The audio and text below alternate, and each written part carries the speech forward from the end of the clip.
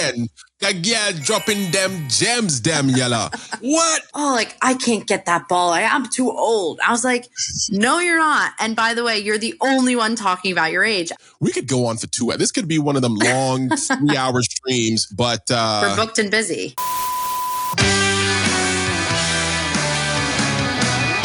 What's up, everybody? It's your boy, Tim, Mr. Meaningful Work. Man, I forgot to wear my shirt. I brought a whole Mr. Meaningful Work shirt here, and I forgot to wear it. Anyway, welcome to Zap, the amazing pod. We are super delighted to have the famous, the beautiful, the eclectic, the busy. She's booked and busy, baby. We got Danielle Farage. I like it. Yeah, yo, what's up, girl? You know we can get down. You know. It's good to see you again. How you living? I'm good. I'm in New York City for the moment, for the summer. And for the summer? Yeah, that's your summer home?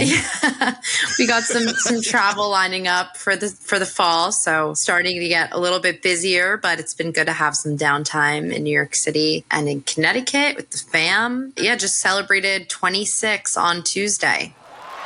26, ladies and gentlemen, we got birthdays in the building, and 26. So that solidifies you as Gen Z. And this is what we're talking about. Zap is all about Gen Z stuff. What are they motivated by? What are their icks? What are their excitements? What are their motivations? And there's a lot of swirl and information going around about like, how do we target? How do we capture? How do we understand Generation Z? Because some folks are saying this is the greatest generation. Would you agree that Gen Z, it's out there. There's people that are saying it. I don't know who exactly, but it's being said. Would you agree or disagree with this generational sentiment? I mean, I've always been very proud of being a Gen Zer. Obviously, every generation has their weak links, but, you know, on the whole, I'm very proud to call myself a Gen Zer. I'm not, you know, I don't think it's competition. I think we're all great. I know that's not what you wanted me to say, but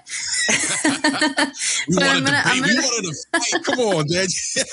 She is so Danielle for president. She's very, I think we're all good. I think every generation has its thing. Every generation brings something different to the table. Everybody brings something to the table. So I had a previous guest. We were talking about this kind of generational stuff, and they were of the sentiment that they feel like they were born into the wrong generation. Like, I feel like they felt like they identified with another generation. And then when I asked, I was like, so what generation is that? They weren't able to answer. The answer was more so like, I don't identify necessarily with millennials or X or boomers or the alphas. It's kind of like I am my own thing. So we coined a phrase. His name is Wesley. So Generation Wesley. That's such a Gen Z answer. That's like the most Gen Z answer he could give. Way to be a Z. That's funny. That's cute that he thinks he's not. Like, couldn't be more Gen Z, literally. So one of the questions I like to ask my guests right off the top is, what are you famous for? This could be in large circles, like generally and publicly, or in your small circles. When people hear the name Danielle within your scope or sphere, like, what do they know you for? I would say 2 things. One of them being Gen Z and, you know, talking about this generation at work specifically. It's like very niche. So there's not many people doing it. And being that, you know, representative for the generation, right? Not to say that I'm speaking for everyone, but I think I'm able to really give older people an inside look into what this generation has gone through, how we've grown up, how we look at the world, why we think the way we do, and why we act the way we do, and then how to manage those types of younger workers. And the second thing would be for my famous term, Friendtorship. Okay, coining phrases out here in these streets. Friendtorship. Define this according to the Danielle official dictionary. What is Friendtorship? Well, it's another one of my Danielleisms.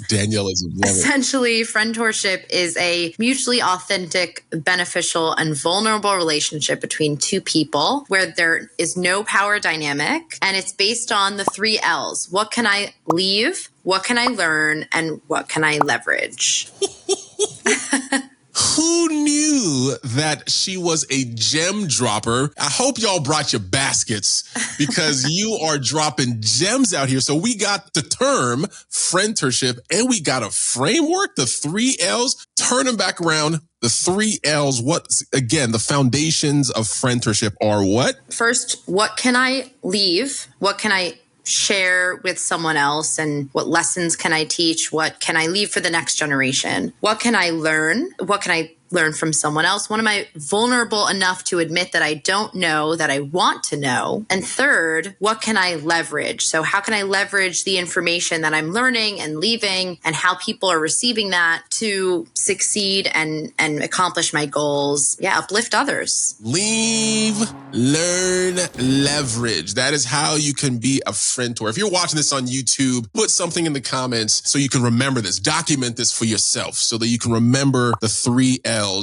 Or maybe how you've seen it manifest in your life. I mean, can you tell us a story of what this looks like in a friend-tor relationship of one of the three, right? Leaving, learning, or leverages, maybe something that you've personally experienced or something you've observed other folks experience? Definitely. I mean, I think it kind of starts with the origin of the word, which is that I had this mentor relationship with someone who was 3 years younger than me. She and I were talking about how she could approach a conversation with her boss about promotions and full-time work. She was an intern at the time. And at the end of the call, she said to me, Danielle, thank you so much. Like, you've been so helpful to me and really wanted to thank me. And I said, listen, like, you don't need to thank me. This is really helpful because I'm a Gen Z expert, right? It's helpful for me to know the things that you're struggling with and the questions that you have because it helps my work and it helps me create content. And I was like, don't thank me. Like, I think that we're more than friends. I'm not your mentor. I'm your friendtor. And that's really how the origin of the word came to be. And I think it's just a beautiful showcase of actually what the word means, right? She was looking to learn something. I was looking to leave something, but I actually ended up learning more things than I expected. And she also ended up leaving something that she didn't expect to leave. So I think that's really what friendtorship is about. And especially in a time where there's so much to learn, no one has all the answers. I think it's more important than ever that we're learning and leaving all these different lessons and leaning on each other. That's dope. And then I feel like that's so relevant and appropriate for this generation, right? I think what we have seen historically is a flattening of power dynamic when it comes to generations, where it was very, very hierarchical back in kind of boomer and some X days. And then you started getting into millennials and Gen Z. And because of the level of access, because of the level of social awareness, because of all of these different factors, the power dynamic between, whether it's rank or position or age or whatever starts to really flatten. And you're looking more to your communities and those that are kind of more on a horizontal versus kind of this vertical playing field. And you're getting a lot of support horizontally. And this friendtorship idea that, as somebody that's on the same level, same age, same position, or we bring folks to the same level. If you're a CEO and I'm a individual contributor, we can engage in a way that kind of flattens that for us, where you leave something for me, I leave something for you. You learn from me, I learn from you. We leverage each other or different factors. And so I think what you're speaking to is very aligned with what we're seeing by way of kind of a flattening of power dynamic. Would you agree? I mean, I think so. That's why I came up with started to publish the term. But to your point, I think also when we're having these conversations about how technology is coming into the picture a lot faster, right? With AI. I was on a panel a couple of weeks ago. It was very intergenerational. And we were talking about how there was this addition of time kind of, right? Because we're speeding up the time to do our typical tasks. We have this leftover time, and that leftover time is an opportunity for us to learn from each other. And like you said, to come to the playing field, right? It's this kind of similar level of unfamiliarity with what's happening or around us and start to really decipher, okay, how do we navigate this? And how can we learn from each other? How are you using AI? How are they using AI? And how can we come together to really maximize, our personal effectiveness and our team effectiveness, and then ultimately the organizational effectiveness? And now I sound super corporate, but I think it's like, it is a really important point, because it's just one example of how Friendtorship can come into the picture as we navigate the future of work. Dude, again, dropping them gems, damn yella. What? Somebody was talking to someone on TikTok about we're in a day and age where we can do things faster, more efficiently, right? We can go places autonomously, by way of vehicles and shipping and, shopping. Everything is faster. But what are we doing with this surplus of time? We got there faster. So what? Now what? It's we got this surplus. Do you just use that to continue, bullshitting? What do you do with that? And to your point, we connect, right? We learn, right? We take that space that has been created, that bandwidth that is now being created to learn from each other, right? Now that we're not doing these menial tasks that technology has helped expedite for us, we can focus on the relationship, the things that technology cannot do, the learning that we can leverage there. So that's dope. That's dope. That's dope. That's dope. I like it. I like it. I like it. All right. So we generally have a format for how these conversations go, but I just like to go with the flow. I like how this conversation is going. I love the wisdom that you are pouring into our open little minds, big minds, open big minds. But I do want to get your feedback. We have this thing called the GOAT debate. GOAT, greatest of all time debate. And we just pick a category and then you tell me what you think is the GOAT. Okay. The category that we are going to go with right now, communication channels. All right. Ooh. So what do you think is the greatest communication channels? That being in person, FaceTime, texting, email, social media DMs. Oof. What if you had to pick one channel that's your fave, what would that be? Oh God, that's hard. And it depends what we're doing. I'm going to go old school with a phone call. Literally like this? Yeah. Because, Why? okay, Why I'll explain. Please explain. So voice memos are also great, but I like the real time, short phone call. We're not talking about 40-minute phone calls. We're talking about short, 3-minute calls where you're able to just hash things out really quickly, synchronously. And it's in real time and you don't have connection errors, because FaceTime is kind of, it's unreliable. And I don't like text as much. You don't get the emotion in the text. Yeah. I like a phone call. I'm thinking about all different types. I'm thinking about in dating and at work, and with family. Different I context. just love a phone call. Wow. So, yeah, I know. That is surprising. You can probably see I am visibly surprised I do not enjoy. I grit my teeth through phone calls. Oh no. And I communicate verbally well. I don't know. I feel like I would prefer FaceTime. I feel like phone calls are right in the middle. I like in person. I like connecting. I like body language and all that stuff. And I feel like FaceTime does that for me, where we can talk and we're having a conversation kind of in person, but over the technology. I don't get that with a phone call. And text is the complete opposite, right? So text is, okay, I know that it's just words and I can communicate quickly and I can write a nice dissertation, put colorful and playful words, in there to try to articulate something that is not being seen or heard. And so I appreciate it because, okay, if you're going to be cold, you're going to be cold. If you're going to be hot, you're going to be hot over there. And I feel like for me personally, that the phone call is kind of in the middle. So I'm one of those folks that we'll be texting and then the person calls and I'm like, oh. That's just me personally. But now that I know, because I will do a text conversation for hours and just be texting. But now that I know, if I'm texting you, I'm just gonna call it. I'm just gonna call it. I like a call. So have you seen that trend of when you ask a younger generation to, back in our day, back in the 1900s, back in our day, pretend you're on the phone, right? How would you pretend that you're on the phone? Oh, I have seen this trend. You seen those? It's like this, But for Gen Z, it's like this. Yeah, or something.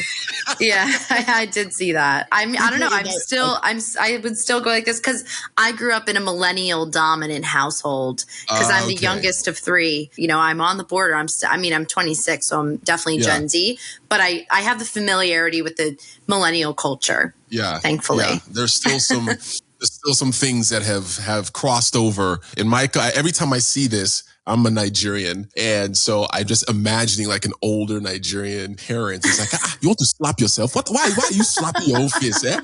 You're only talk on the phone like this. Which one is this? Yeah. So that's where I immediately go to. All right. So one of the things that I love is just dear to my heart. And I feel like in any conversation or podcast or content, I always like to integrate it. And that's music. I absolutely love music. Music is a vibe, gets you in different headspaces, gets you out of different headspaces. And so one of the things I wanted to ask my guests and ask you is, what is your go-to jam? Like, I want us to play because we're going to pull it up right here. So I love music that makes me want to dance. And there's this one song. I love Rex Orange County. So he's a great artist whose songs are more like it's like soft pop kind of indie. My favorite song of his is called Loving is Easy. Rex Orange County, pulled it up. Loving is Easy, featuring Benny. All right, let's go.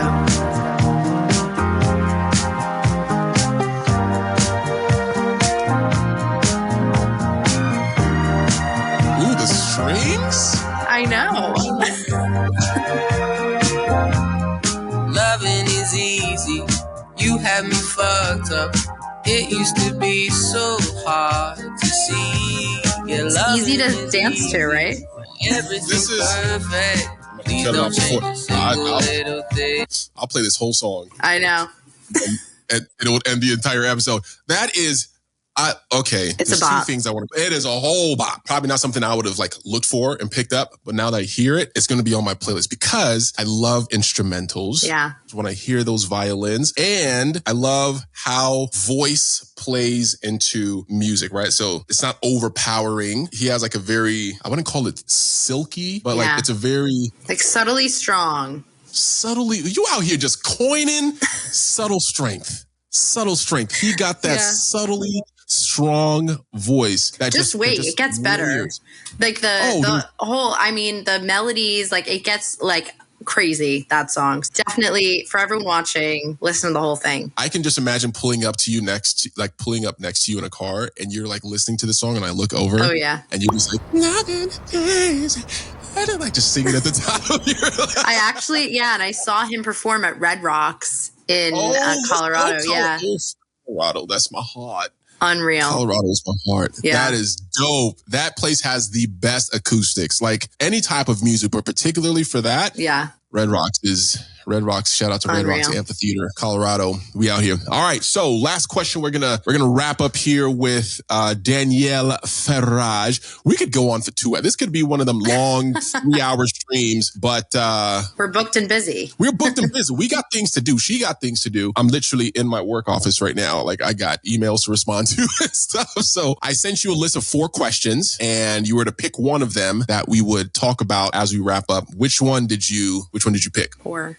Question number 4. What is something that other generations do that doesn't make any sense to you? Okay. So the backstory on my answer is I was in Connecticut with my mom on Monday, and we were playing pickleball, and we had played pickleball like the day before with like a bunch of my friends who had driven up to Connecticut to spend my birthday with me. And I just noticed during these interactions with these 60, 70, 80-year-old women, all they do is talk about how old they are. And the thing is, no one else is talking about about their age. But so I said it at one point. I was like, the woman I was playing with, she was like, oh, like, I can't get that ball. I'm too old. I was like, no, you're not. And by the way, you're the only one talking about your age. I said the same thing to my mom. She was like, oh, I know, you're right. Oh, I can't believe. I'm like, wow. Yeah. So I have never, now I can't unsee it. I can't, like, it is now the only, I have seen it in passing and heard it and observed it in passing, but never paid attention to it. That is so true. I'm a man of a certain. That's, oh my gosh! Now I'm. Isn't that wild? And no, I don't think any other generation is like, oh my gosh, well, I'm 30 something now, so that's it. No, never like that. Well, I feel also like there is this societal shame associated with getting older. Because, well, specifically U.S. culture doesn't value our elders as much as other cultures do, which I disagree with personally. And I spend a lot of time with my grandma, and I just like look up to her so much. And I've noticed too in hanging out with my grandma, like she says it too. She's like, oh, like I'm old. Like, what do I know? But I'm like, but like, you know so much. So here's a shout out to everyone who's ever said, and I'm sure I'm going to be the same way. Like, I'm sure we're both going to be like, oh, I'm so old, eventually. Yeah.